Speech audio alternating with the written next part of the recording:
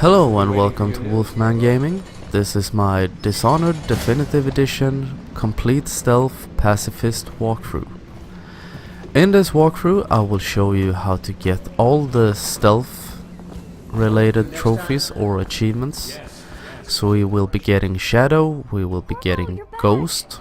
Ghost is for never being detected, I think, and Shadow is for never alerting anyone except for key targets or something like that.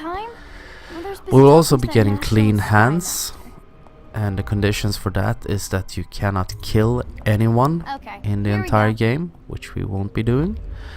And as a bonus I will be getting Mostly Flesh and Steel.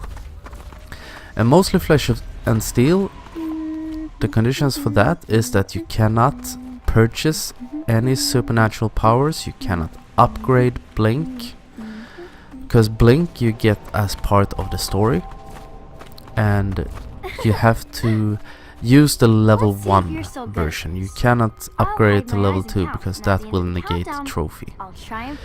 You can use bone charms if you wish, they will not affect the trophy in any way. I will not be using them in this walkthrough because I don't feel the need for them. And also, as I said, I'm playing the Definitive Edition, so you get a bunch of bone charms in between some missions. And I don't want to give myself any perks that someone else may or may not have, because if you're playing this on PlayStation 3 or Xbox 360 you may not get those bone charms. And also, when you find bone charms in the game, they are in fixed locations, but which bone charm you pick up is completely random.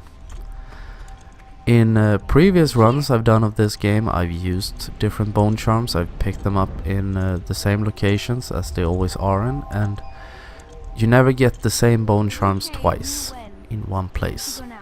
So I've skipped that completely, and I don't feel I have a need for them.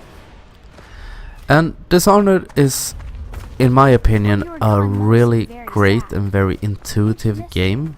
It's very interesting gameplay because the world is your playground. Even if you just use Blink level 1, you are completely overpowered, because there are a gazillion different pathways through the game.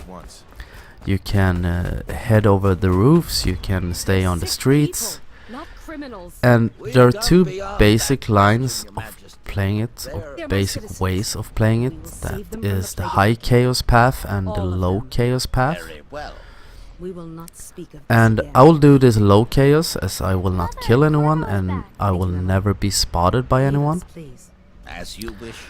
And when you play on low chaos, you will face off against less guards. There will be less plague infected civilians. There will be less rats. So if you try to play it the hard way, the game actually becomes easier in a way. And also you can go completely postal and end up in a killing spree and just stab and shoot everyone you see. And the game will interpret that as you like to have a lot of action in your gameplay. So then there will be a lot more infected, a lot more plague infected rats, a lot more guards, and everything will become harder. So if you try to take the easy route, you're gonna end up with a harder game. Which is a really cool way of approaching gameplay, I think, because it's quite different from what we're used to. Usually it's a set path and you just play the game the way they want it to play, but here you make your own experience.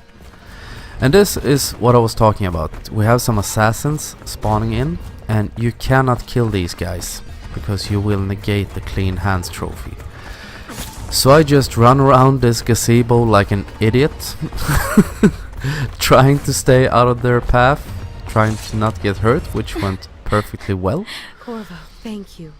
If you hadn't, and as I said, you are very overpowered. You can play your paths as you want to. I've I played this game several different ways. I played through it 6 or 7 times. I tried to take different ways and explore new ways of getting to my targets, and Corvo, it's amazing how many coming apart. possibilities you have. I have also watched Find some Emily. other people play Protect this her. on You're YouTube, the only one. and I've never seen anyone what to take do. exactly the same route Won't as you? I have. Corvo. So, getting back to the game, the Empress has just been assassinated, and you get blamed for it, of course, and there we have the basic outline of the story. So we have to redeem ourselves and find the people behind the assassination of the Empress. And here the guard hits us so hard we end up back at the Wolfman Gaming title screen. So I want to thank you very much for watching, and I will see you again in my next video. So until next time, this is the Wolfman signing off.